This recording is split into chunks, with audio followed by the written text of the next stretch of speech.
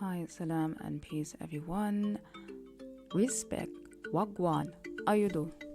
This is your podcast, quote unquote, Black Woman Speaks Arabic, breaking the stereotypes and the stigmas around quote unquote Black women speaking Arabic.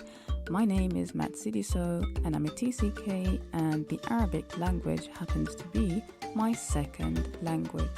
And I'm back after quite a gap, been working on today's meaty topic. It might be touching on quite a few sensitive issues. The title of today's podcast is Patois is to English as Swahili is to Arabic.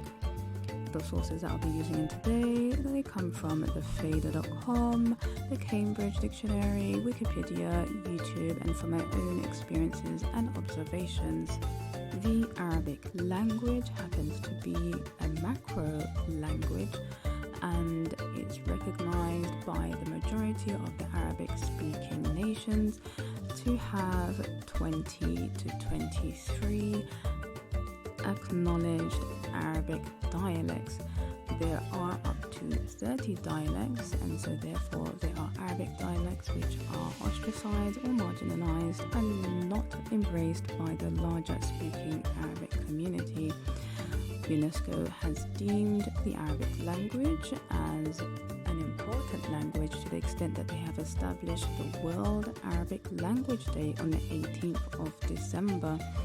The Arabic language is the fifth, or sometimes ranked the sixth, most popular speaking language in the world. So oftentimes you hear me saying in each episode that I'm a TCK, but what is exactly my immediate ethnic background? So for my maternal side, I have an ethnic background that renders me to be a quarter Jamaican. Jamaicans being Patois, but what is Jamaican Patois? Is it English? Is it another language? Is it broken English? And if it's broken English, is it considered to be even a language? That's on one hand. On the other hand, Swahili is regarded highly by the African diaspora who are Pan-African, even though the majority of them do not originate from Swahili land. Many Pan-Africanists regard the Swahili language to be an African language and consider it to be the solution to uniting all the African countries under the Swahili language. But Swahili, it being 35% based on Arabic, isn't really considered an African language to unite the African countries on. Some examples of greetings in Jamaican Patois are like those which I started this episode with. Respect, wagwan, ayudo. Respect being a retracted form somewhat of the English word respect, and can be used to say hi or bye in a very respectful manner.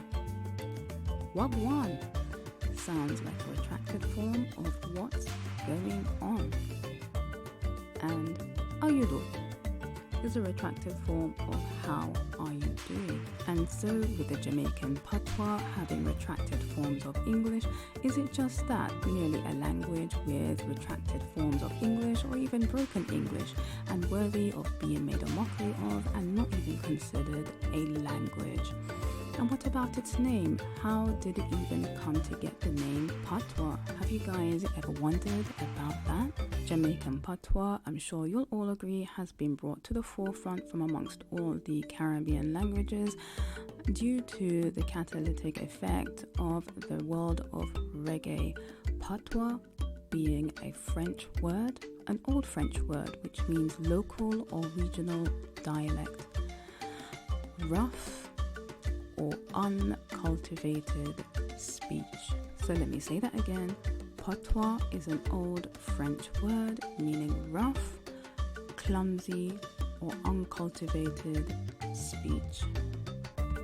Hubert Devenish, a linguistic professor at the University of the West Indies of Mona, Jamaica, states that the Patois language began as an Afro-English language. 70% of Jamaican Patois is actually based on the British English. And what about the other percent? What many of you may be unaware of is that between the 1700s and 1834, West African slaves, including those already in St. Kitts, were sent to Jamaica to work on profitable sugar plantation, noting that West Africa is a large bracket and includes different nations, different dialects and different languages. They were all forced to speak English and prevented from speaking their own tongue, and this was out of fear of a slave rebellion. And so the Jamaican Patois was actually a lingua franca between the slaves on the plantation. So if it has contracted forms of what may be considered broken English, what about the other percentage of Jamaican Patois? It's of course a mix of West African dialects language, and so the Jamaican Patois is considered to be a Creole, a language that has developed from a mixture of languages. Some may consider it to be a pidgin, a language that has developed from a mixture of two languages and used as a way of communication by people who do not speak each other's language. And this is the case similar to the Swahili language. Many may argue that the word Swahili is derived from the Arabic word Sahil, which means the coast. And even though the Swahili are a people who originated from the East African coast of Bantu origin background, one may argue that the word Swahili is derived from the word to mean the people of the island. Swahili is also a language that is embraced very much so by those who celebrate Kwanzaa. Kwanzaa is a secular celebration mainly celebrated in America by Afro-Americans from the 26th of December to the 1st of January in commemoration of African heritage, and it originates from the Swahili phrase Matunda ya Kwanza. Matunda ya Kwanza refers to the first fruits, i.e. the harvest that is gathered and resetting for the new year. And what does Swahili sound like? Listen to this. Hamjamboni, mimi ni Medina.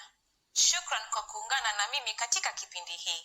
Hi everybody, I'm Medina. Thank you for joining me.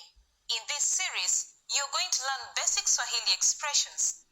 It's super easy and it only takes 3 minutes. And in this first lesson, you're going to learn how to introduce yourself in Swahili. You learn both an informal and formal way to do it.